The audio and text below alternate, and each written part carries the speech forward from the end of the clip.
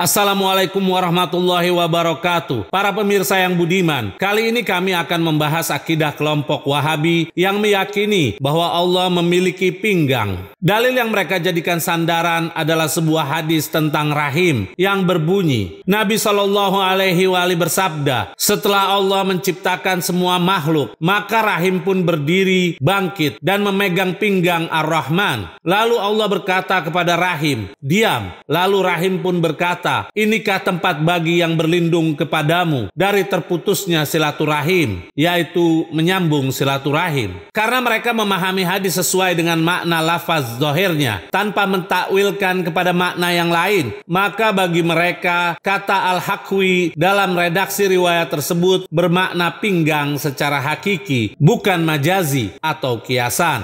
Berikut bukti pernyataan Abu Ya'la Al-Fara', salah satu ulama yang dijadikan rujukan kelompok Wahabi, dalam kitabnya Ibtal At-Ta'wilat karya Abu Ya'la Al-Fara', jilid 2 yang diterbitkan oleh Dar Ilaf Ad-Dauliyah, halaman 420. Berkata Abu Ya'la, ketahuilah bahwa tidak dilarang membawakan riwayat ini dengan lafaz zahirnya, dan sesungguhnya pinggang adalah sifat zat. Kami tegaskan, pinggang adalah sifat zat Allah, bukan dari sisi anggota tubuh dan bagian, dan sesungguhnya rahim berpegangan kepada pinggang secara terhubung.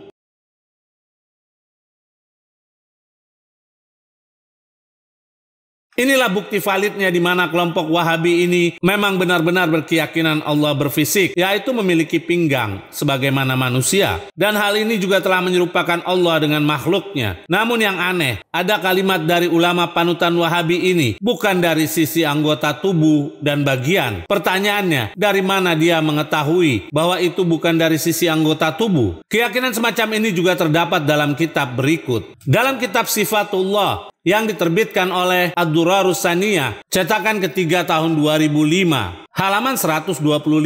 Pengarang kitab berkata, pinggang adalah sifat zatiyah khabariyah yang ditetapkan dengan sunnah yang sahih. Kami tegaskan, pinggang adalah sifat zat Allah. Sampai kalimat, sedangkan makna pinggang adalah tempat diikatnya sarung dan dikencangkannya.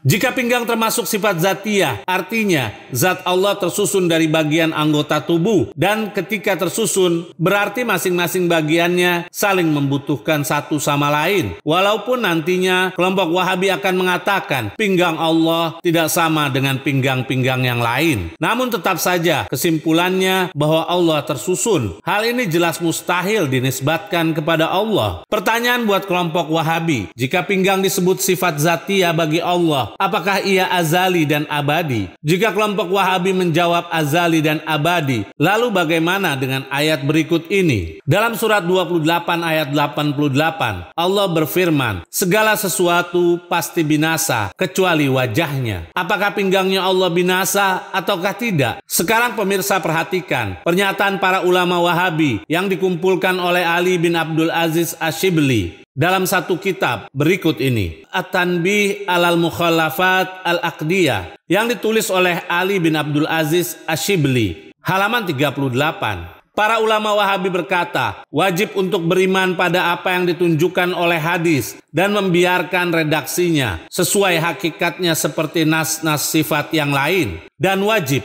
beriman menurut ketetapan hadis bahwa Allah memiliki pinggang. Kami tegaskan, Allah memiliki pinggang. Sebagaimana dia memiliki pendengaran, wajah, dan kaki. Semuanya itu sesuai hakikat yang pantas bagi Allah Azza wa Jal, tanpa tahrif, yaitu menyimpangkan maknanya. Tamtsil, yaitu penyamaan. Takyif, yaitu kebagaimanaan. Dan ta'til, yaitu mengingkari.